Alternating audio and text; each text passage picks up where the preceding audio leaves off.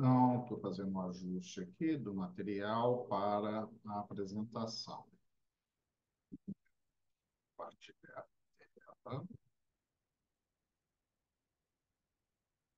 Sim.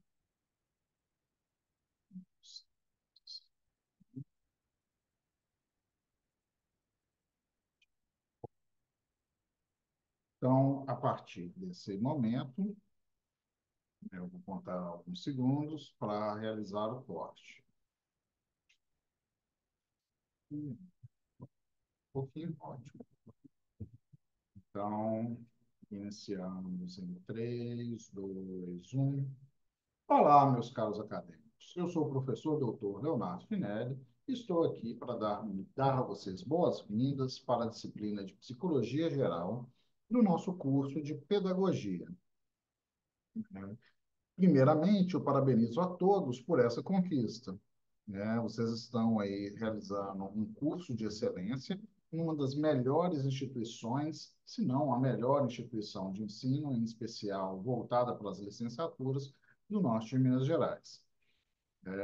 Aproveitando esse momento também de boas-vindas, é, sugiro para todos que, ao acompanhar as nossas aulas, tanto da minha disciplina, né, ou da disciplina que estarei lecionando para vocês, quanto das demais disciplinas, sempre tenham em mãos papel e caneta, para que possam fazer anotações durante a videoaula, né, de pontos que não ficaram tão claros, pontos que foram mencionados ali a buscar informação nos cadernos didáticos ou no material disponibilizado para a disciplina, de modo que fique mais fácil o retorno ao material, de modo a facilitar também ali, esclarecer os pontos que não ficaram, eventualmente não ficaram tão claros, para que vocês possam postar eventuais dúvidas, tanto no fórum Tira Dúvidas, com o tutor e comigo, o professor, quanto nos fóruns específicos de cada uma das semanas.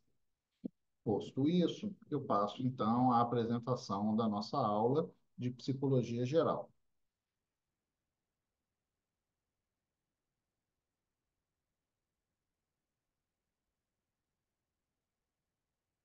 Então, estamos discutindo Psicologia Geral no curso de Pedagogia. O professor serei eu, o professor Leonardo Augusto Couto Finelli. Eu tenho aí formação em Psicologia e em Pedagogia e sou doutor em Educação. Para essa aula, eu já disponibilizei, tanto no nosso AVA, né, logo no tópico inicial, a bibliografia completa que nós vamos usar. Lá, então, vocês encontram esse livro da Teles, O que é Psicologia, e o livro da Ana Bock, Psicologias, né, e começo, para essa primeira semana de aula, discutindo essa bibliografia, né, o livro da Teles, né, O que é Psicologia, que é um livro mais antigo, mas que ao longo da aula eu vou trazendo atualizações. Esse livro não é dividido em capítulos, mas sim tópicos, tá? Então, para essa primeira aula, nós temos com dois tópicos. O tópico 1, que é psicologia, e tópico 2, o homem, um ser especial. Iniciemos, então. Bom, a primeira questão, né, que é posta no livro, né, o que é psicologia, as autoras discutem que é inerente à natureza do ser humano questionar o mundo que o cerca, e, consequentemente, quem ele é e como ele se insere nesse mundo. Nesse sentido, a investigação sobre a natureza humana antecede até mesmo a história da escrita e a história da filosofia, ou a filosofia. Eu utilizo aqui essa imagem dessa charge, né, do pensador de ideias do Maurício de Souza, que é uma sátira, né, uma alegoria à escultura O Pensador, do Rodin, né, remetendo a essa ideia dessa indagação ou dessa inquietação que o ser humano apresenta desde sempre sobre o seu lugar no mundo. Então, essas indagações levam a se preocupar com a maneira pela qual ele se relaciona consigo mesmo e com o ambiente em seu entorno. As perguntas e respostas que são construídas para responder para se pensar sobre esse lugar no mundo, modificam-se ao longo do tempo e dos modelos históricos, assim como em função das noções ou organização de sociedade, ou seja, elas se modificam em função da cultura. Na nossa sociedade atual, ocidental, né, o mundo ocidental, o Brasil é um país do Ocidente, citadino, né, pensando nas pessoas que vivem nas cidades pós-modernas, a gente verifica rápidas e significativas transformações que são cada vez mais marcantes na forma desse indivíduo se colocar no mundo, se relacionar com o mundo e com os outros. As principais mudanças associam-se, via de regra, à crise de identidade, que é frequente na adolescência, é comum dos jovens adolescentes, e que passa a contemplar também todas as faixas etárias. Em função das mais diversas mudanças ou da celeridade com a qual nós temos acesso à informação, em especial com o uso das tecnologias de informação e comunicação, se torna muito fácil a gente ter uma sobrecarga de informações e, consequentemente, uma sobrecarga de escolhas, que nós vamos ver na próxima aula, que é um elemento que, por um lado, é muito interessante, muito bom, muito visto como muito positivo quando nós temos opções, mas, porque isso atende às demandas mais específicas dos indivíduos diferentes, né, mas que também pode ser um elemento que causa sofrimento para os indivíduos ao se reconhecer que, ao fazer uma escolha A, eu tenho que abrir mão de uma possibilidade B. E, nesse sentido, pode gerar angústia e, consequentemente, né, essa crise de identidade que eu começo a falar. Então, eu falo aqui da profusão, né, do excesso de ismos, né, tomando esse sufixo como associado à ideia dos grupos de pertença, né, que nos levam às escolhas contraditórias e, às vezes, antagônicas. Né? A escolha, por exemplo, de um dado grupo religioso ou de uma dada orientação sexual, ou de um dado time de futebol, ou de um dado partido político.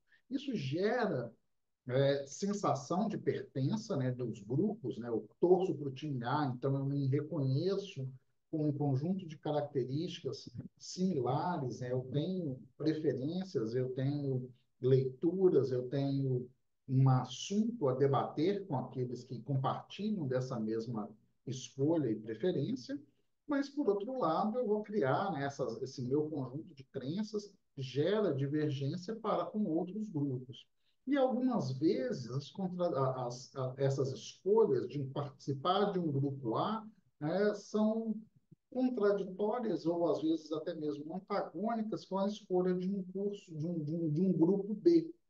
Né? Então, por exemplo, um indivíduo que faz a opção por um estilo de vida vegano não costuma ter uma boa aceitação do uso do cigarro.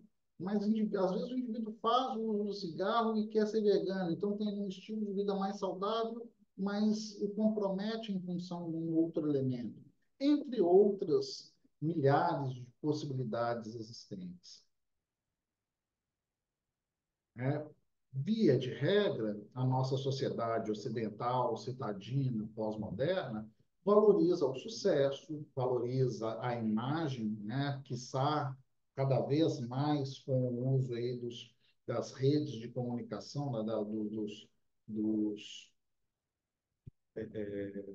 aplicativos de comunicação instantânea, né, por exemplo, Facebook, Instagram, o extinto Orkut, MSN e outros, né, que valorizam, Snapchat, que valorizam aí a imagem, as pessoas criam perfis cada vez mais desejáveis a serem seguidos.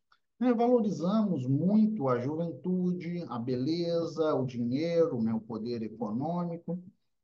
Mas se, por um lado, todos esses elementos podem ser reconhecidos do ponto de vista filosófico como bons, a ausência ou a distância desses elementos acabam criando, por analogia, um elemento ruim, né? E quando a gente não alcança aquilo que é desejável, né, ou esse ideal estabelecido como desejável, a gente acaba esbarrando nessa angústia, nesse sofrimento. Então, se por um lado valorizamos uma série de elementos, essas possibilidades promovem um desenvolvimento também de um ser humano que é clivado, que é dividido, que é cheio de dúvidas, que é cheio de angústias, que é cheio de questionamentos, porque ele está sofrendo por não conseguir alcançar esse ideal que ele deseja. Esse indivíduo, então, necessita de ajuda. E aí eu coloco aqui a imagem, de um divã, ou mais específico, de um divã notoriamente conhecido por estudantes de psicologia, né, mas historicamente conhecida, essa imagem, que é o divã do consultório do Dr. Freud, né, o pai da psicanálise e uma das grandes referências em psicologia. Então, só reproduzir aqui uma imagem de um acervo de um museu, mas para trazer um pouco dessa ideia da necessidade do indivíduo do indivíduo que necessita de ajuda. Isolado, esse indivíduo se sente só, vazio, fica alienado, né? Isolado por não alcançar esses ideais. E paralelamente, esse indivíduo é um membro de uma engrenagem social e muitas vezes ele pode se sentir esmagado, uma vida sem sentido, pode se sentir sobrecarregado, né? Porque cada vez mais ele é, aspas, esfregado na face, fecha aspas, um modelo ideal de como ser, de como se comportar, do que é beleza, do que é riqueza, etc. E cada vez menos ele consegue alcançar esse ideal, ele vai se tornando cada vez mais distante, né? E aí ele sofre com isso, assim, ele adoece e vai perdendo o sentido de sua existência. Nesse contexto, a psicologia emerge como uma ciência que busca ajudar o indivíduo em todos esses impasses, nessas dificuldades, nesse sofrimento. Ela busca compreender o homem, como está no livro, eu prefiro já atualizar essa discussão. Então, ela busca compreender o ser humano em seu comportamento de modo a facilitar a convivência desse indivíduo consigo mesmo e com o outro, ou seja, para que ele melhore sua convivência em sociedade, com os pares, e consigo mesmo em termos da sua aceitação. No sentido lato, no sentido amplo, a psicologia é a ciência do comportamento. Ela auxilia na promoção de reflexão sobre o corpo, sobre as vivências, as relações, as reações, o desenvolvimento intelectual, o desenvolvimento emocional, o desenvolvimento espiritual. Ou seja, a gente busca compreender como o ser humano é, como ele se desenvolve, como ele se modifica. Etimologicamente, pensando aí na raiz da palavra, psicologia lida com o estudo da alma, psíquico, trazendo essa ideia de alma, e logos com a ideia do estudo, ou a ciência que estuda a alma, Então, seria a ciência que estuda a alma. Essa psicologia, a ideia da psicologia inicia-se na antiga Grécia, que começaram a realizar especulações sobre o ser humano e o seu papel na natureza, Essas perguntas que eu trouxe inicialmente, quem eu sou, de onde vim, para onde vou, são questões que não começaram hoje nem ontem, mas sim há mais de 2000 anos da história da civilização ocidental, Isso é importante, Nós estamos falando aqui de uma civilização, um país ocidental que teve aí uma forte influência europeia, de uma cultura ocidental. Outras tradições vão assumir essas ideias de outras formas.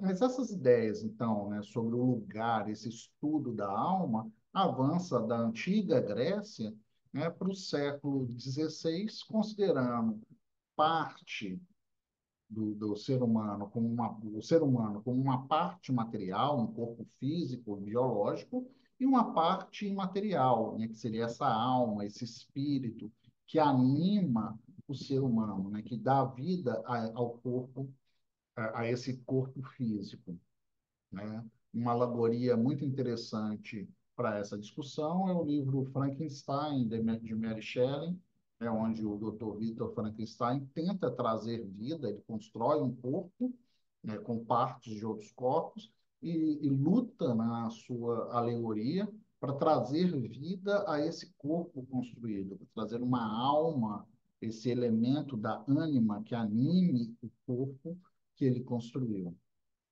Mas seguindo para a nossa discussão, né, então, se a gente avança ali, né, desde a antiga Grécia, entendendo uma parte biológica e uma parte psíquica, né, dessa alma que anima o organismo, nos séculos XVIII e XIX, a mente se torna, então, um forte objeto de estudo dos filósofos que se digladiavam a partir de duas grandes correntes de pensamento dominantes, né, que discutiam, que debatiam a partir de duas correntes dominantes. E observe, filosofia, a gente ainda não está falando da psicologia constituída como uma ciência.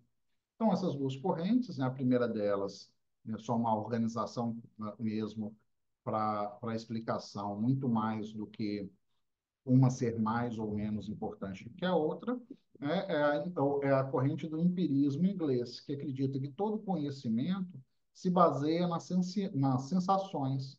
Então, eles partem das ciências organolépticas, que se baseiam nos órgãos dos sentidos, visão, olfato, né, paladar, no caso, os olhos, o nariz, a boca, né, como os órgãos dos sentidos que levam a essa estimulação do mundo externo ao cérebro, que promove a percepção desses estímulos.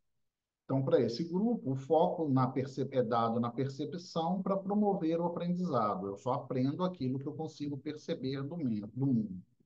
E a mente é tomada como uma tábula rasa, né, ou como uma página em branco onde vão sendo impressas as experiências e as percepções que são reconhecidas por esses órgãos dos sentidos.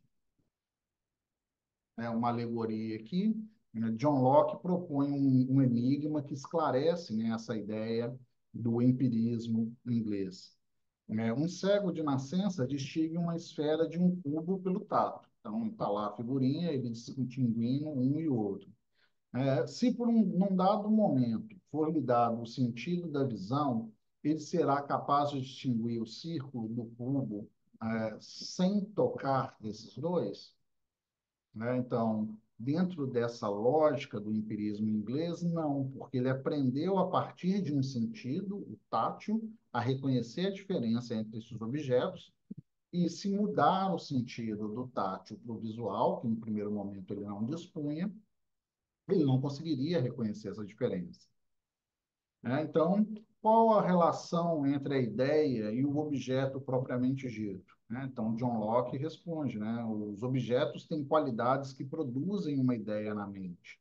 Então, por exemplo, ele está mostrando, provocando para mostrando uma pedra que tem ali, né? Transmita-me essa pedra, transmita as qualidades pétreas dessa pedra, que John Locke assume que existe no próprio objeto, que levam à construção dessa ideia na mente. O outro grupo seriam os racionalistas alemães, que acreditam que a mente tem o poder de gerar ideias independente da estimulação sensorial. Ou seja, não precisa dessa percepção organolética. Todo conhecimento se baseia na razão, né, no ato de pensar. Então, a percepção, ela nada mais é do que um processo seletivo dessa razão, dessa capacidade de pensar. Então, para os racionalistas alemães, o problema central é compreender o que a mente faz. Né? Ela percebe, ela recorda, ela raciocina, ela deseja, né? Já que possui faculdades especiais para ação, mais do que saber o que está na mente. Então, mais do que saber o que chega, é entender o que essa mente faz, o que esse cérebro faz, para desenvolver essa competência, essa capacidade da razão, né, o racional. Tá, então, aqui o livro é bastante sintético, quem tiver interesse por filosofia, vai ter muita oportunidade de avançar nessas discussões, buscar autores, se aprofundar sobre essas discussões, mas acompanhando a Maria Teles, é uma apresentação realmente mais introdutória para a gente entender um pouco dessa ideia da psicologia, né? De onde ela surge e como ela vai avançando.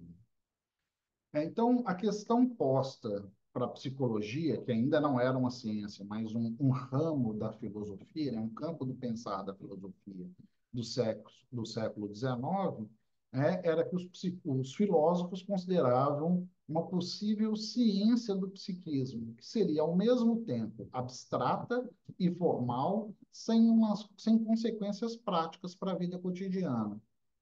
Só que nesse momento, o modelo de ciência positivista não conseguia aprender os fenômenos psíquicos, então ele se voltava para o mundo externo, que é observável, ou seja, dando aí uma grande ênfase ao empirismo inglês, né? Então, voltava-se, a partir desse momento, já mais próximo do final do século XIX, para a psicofísica, né? Ou seja, uma análise física dos comportamentos do funcionamento psíquico e da psicofisiologia, né? Um funcionamento fisiológico do corpo que leva a impactos no nosso psiquismo, associando, então, princípios empiristas às noções psicológicas, aquilo que eu consigo sentir, né, mensurar pelas minhas capacidades organolépticas as noções psicológicas, do que eu consigo pensar a partir daquilo que eu sinto.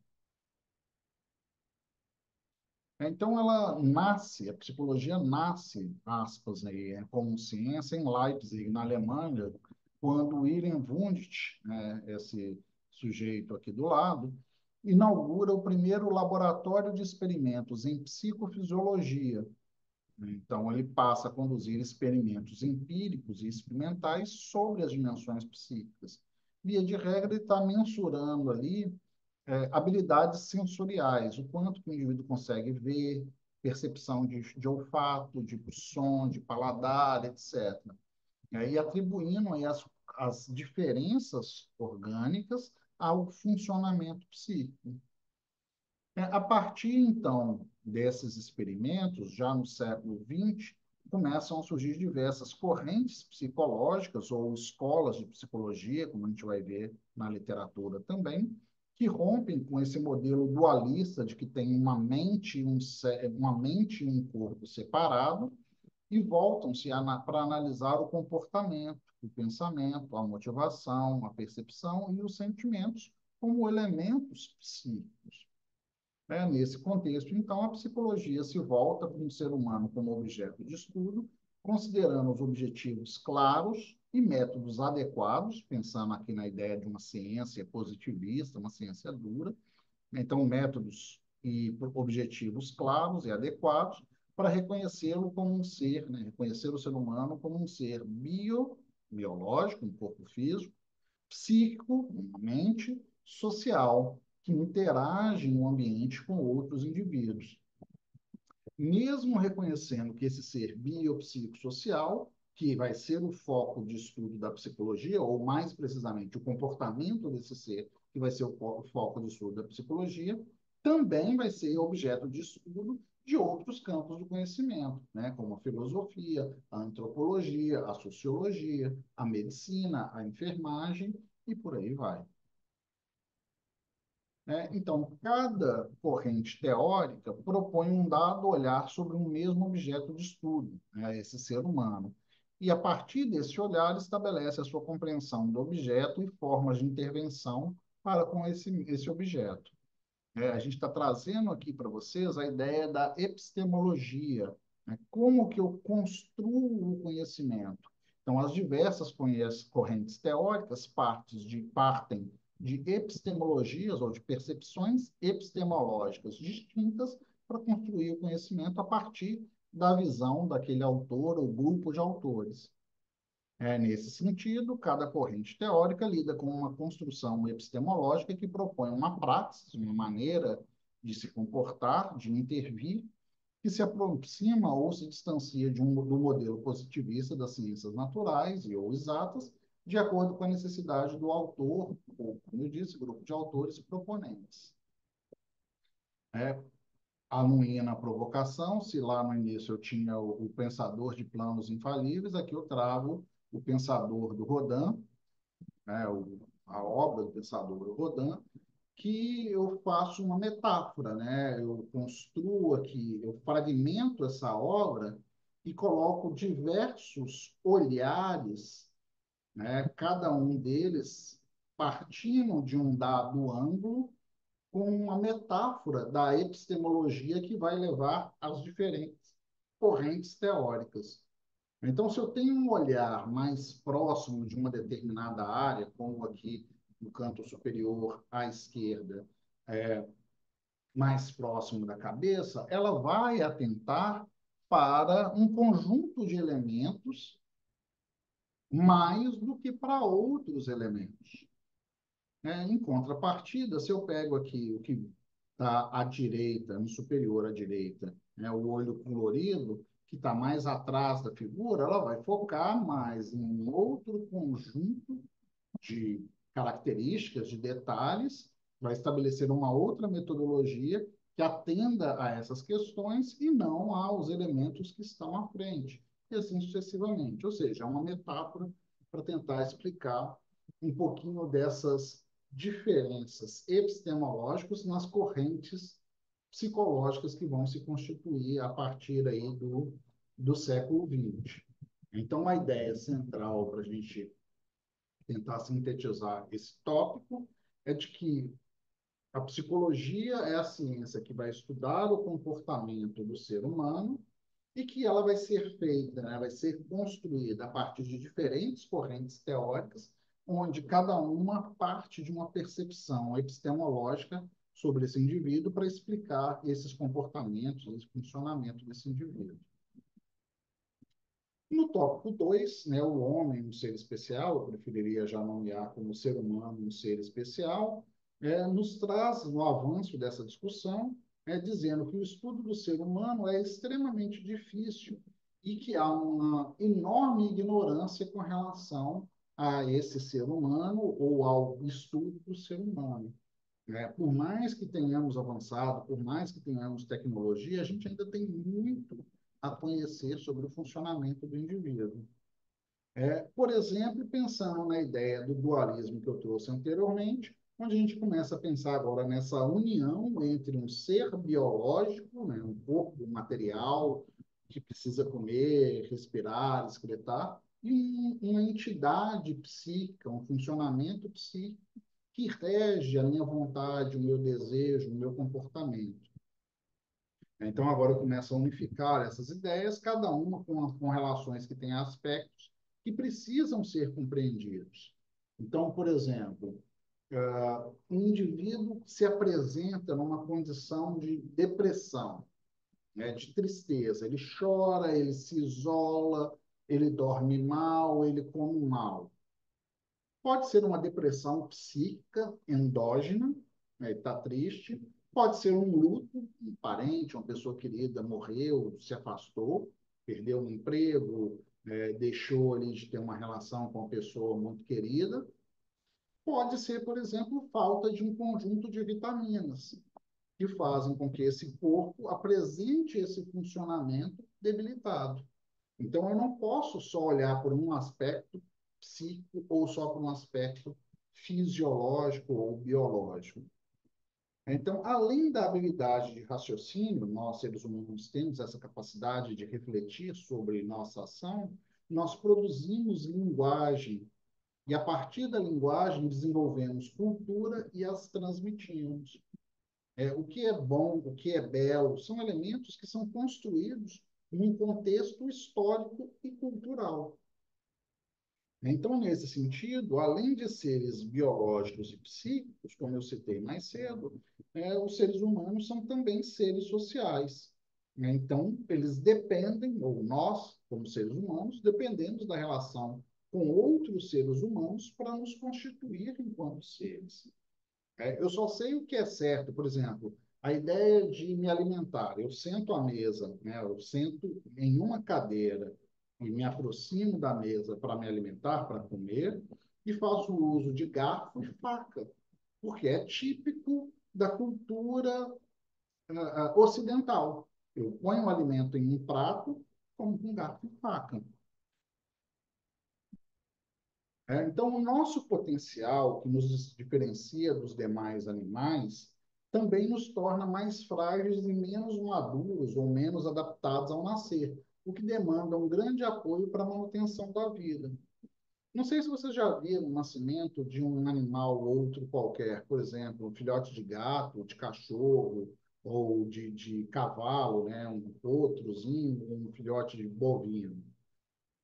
Os filhotes saem da fêmea e os filhotes, por exemplo, de cães e gatos já se arrastam ali para ir mamar, mesmo com a visão limitada, com o movimento limitado. Né? Um filhote de cavalo, um bezerro, né? Um filhote bovino, ele cai ali da fêmea, né? A mãe, digamos assim, vai lá, come a placenta, dá uma cabeçada no filhote que levanta e já vai mamar. Ou seja, ele dá conta, ele nasce de uma certa forma mais maduro, o que o habilita a se relacionar com o mundo. O ser humano não, a gente nasce aí com 9 meses completamente incapazes. Nós nascemos aí sem conseguir nos alimentar, sem ver, sem ouvir, precisamos ser nutridos por mais de um ano e meio, né, cerca de em torno de 10 meses a um ano, vamos conseguir nos deslocar de maneira autônoma.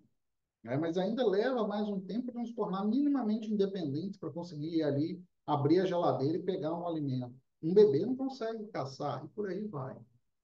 Então, se por um lado nós somos muito capazes de aprendizado, né, nós temos um grande potencial cognitivo, por outro lado, enquanto seres biológicos, nós nascemos muito imaturos. E nesse sentido, por nascermos imaturos, mas termos grande potencial, nós somos extremamente dependentes de processos de aprendizagem.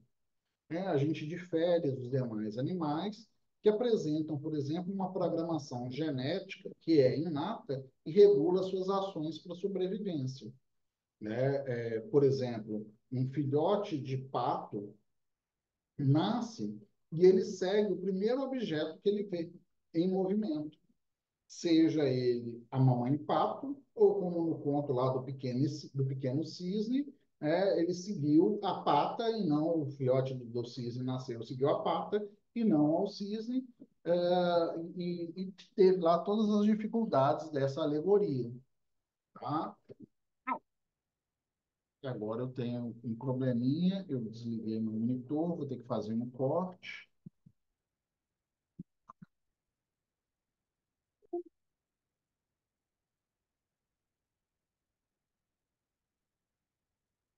Dei o fio do monitor.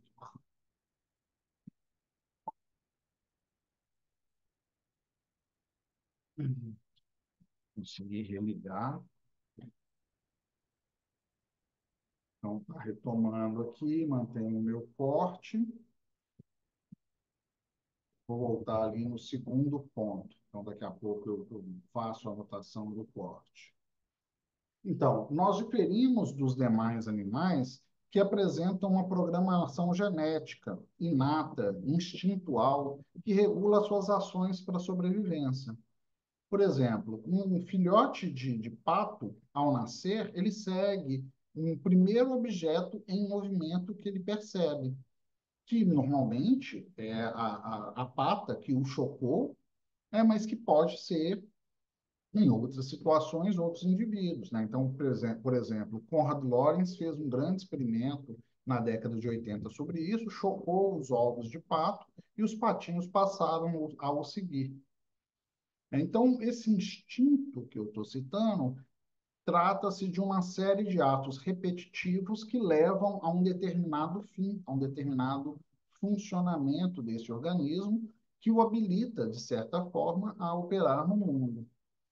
Nós, seres humanos, por nossa vez, se temos um grande potencial, mas nascemos muito imaturos, precisamos aprender os comportamentos mais simples, desde do mamar, que são considerados os reflexos e não instintos, porque tem um reflexo do movimento de sucção, mas não um instinto, ele não sabe o que ele tem que sugar, o bebê não sabe o que tem que sugar, até os mais refinados. Então, a partir do nascimento, tem esses reflexos que auxiliam na manutenção da vida e que vão sendo aprendidos novos comportamentos. Quanto mais adaptativos, mais adequados esses comportamentos se tornam, e eles vão ser mais refinados, de acordo com o grupo cultural. Né? Por exemplo, como eu citei mais cedo, a ideia de sentar à mesa e comer com talheres, ou comer com a mão, como determinadas culturas, ou fazer o uso dos pauzinhos, do hashi.